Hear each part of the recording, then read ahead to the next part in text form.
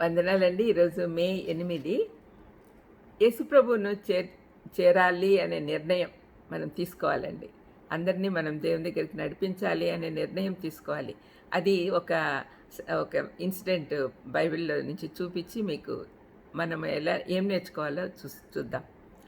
Mark 2:4లో ఇంటి cup విప్పి పరుపుతోనే దింపిరి.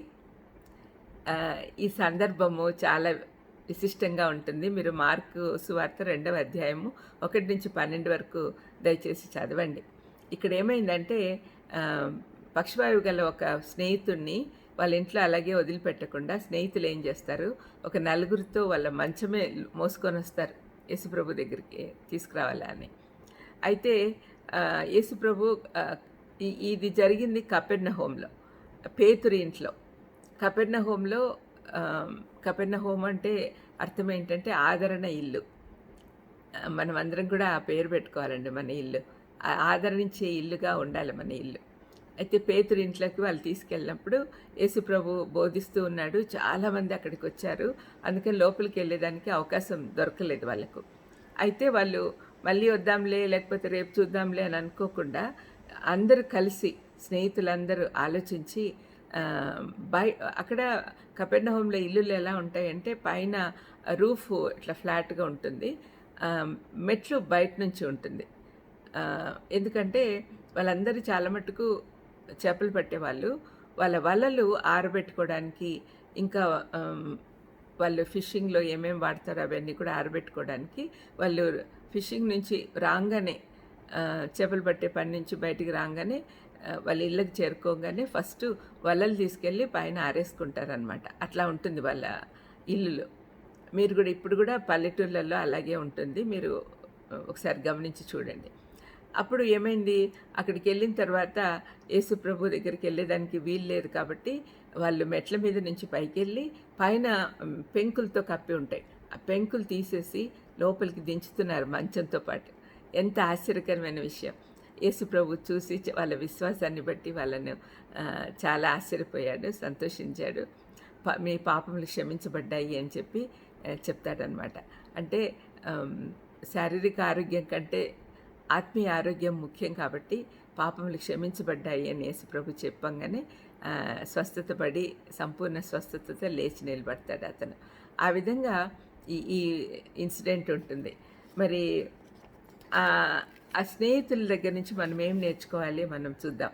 మనం కూడా మన స్నేహితుల్ని ప్రభు దగ్గరికి చేర్చాలి అనే విషయం మనం గుర్తుపెట్టుకోవాలి. పౌలు ఫిలిప్పీ పత్రిక 1:18లో ఏమంటాడంటే, సత్యము చేతనే కానీ ఏ విధము చేతనైనను క్రీస్తు ప్రకటించబడుచున్నాడు, ఇందుకు నేను సంతోషిస్తున్నాను అంటున్నాడు. మనం కూడా అలాగే సంతోషించాలి, ఏదో విధంగా దేవుని దగ్గరికి నడిపించాలి. ప్రభు మాటల ద్వారా శారీరక స్వస్థతకు ముందే పాపాలు క్షమించబడాలనే యూదుల విశ్వాసం బయలుపడుతూ ఉంది. పరిపూర్ణత కలుగు చేయుట క్రీస్తు యొక్క గమ్యమై ఉంది. మనుషులను బట్టి జాలర్లుగా మనల్ని చేస్తానని చెప్పిన యేసయ్య మాటలు మనం పాటించాలి అంటే ఈ స్నేహితుల ద్వారా కొన్ని పాఠాలు నేర్చుకుందాం. వారి లక్షణాలు చూద్దాం. మొదటిది, పౌలు చెప్పినట్లు సొంత కార్యములను మాత్రమే కాక ఇతరుల కార్యములు కూడా చూడాలి. ఫిలిప్పీ 2:4లో ఈ మాట చెప్పబడింది.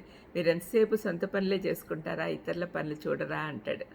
రెండవది, యేసుప్రభు ఆయన గొప్పతనం పైన విశ్వాసం ఉన్నందున శ్రమల కోర్చి ఆయన సన్నిధికి తీసుకెళ్లారు. శ్రమ అంటే వాళ్ళు మోసుకొని పోవాలి, మోపించుకొని, అంటే వాళ్ళే మోయకపోయినా ఇతరులతో సహాయంతో తీసుకెళ్లారు. అది కష్టమే కదా, శ్రమ అనుకోకుండా తీసుకెళ్లారు. మూడవది, కేవలం ప్రార్థన చేసి వెళ్ళలేదు కానీ విశ్వాసాన్ని ఆచరణలో కార్యరూపంలో చూపించారు. మాకు విశ్వాసం ఉంది, తప్పనిసరిగా ఆయన స్వస్థపరుస్తాడు అని చెప్పి తీసుకెళ్లారనమాట. పరిస్థితులు ప్రతికూలంగా ఉన్నా కూడా వారి తెలివి ఒకచోట చేర్చి ఆలోచించి సమిష్టిగా పనిచేశారు. ఐదవది, కొత్త ఆలోచనలో ముందుకొచ్చారు, ఫలితం దక్కింది. యాక్చువల్గా డేరింగ్ పని, ఇంటి యజమాని ఏమంటాడో అట్లాంటి అన్న ఆలోచనలు ఏం రాలే, వాళ్ళు చేయాలనుకున్నారు, చేసేసారు, ఫలితం దక్కింది వాళ్ళకి. చివరిది, రేపు వద్దాంలే అనుకోలే, ఇదే రక్షణ దినం. మనం అందరం కూడా ఈ విషయం గుర్తుపెట్టుకోవాలి. ప్రార్థన చేసుకుందాం. దయమైన ఈ సంఘటన ద్వారా మాకు ఎన్నో విషయాలు నేర్పించారు తండ్రి. అవును తండ్రి, మేము పోస్ట్పోన్ చేసుకుంటా ఉన్నాం. అందరినీ మీ దగ్గరికి తీసుకురావాలని త్వరపడేటట్టు చేయమని యేసుక్రీస్తు నామములో వేడుకొంచున్నాను తండ్రి. ఆమేన్. God bless you.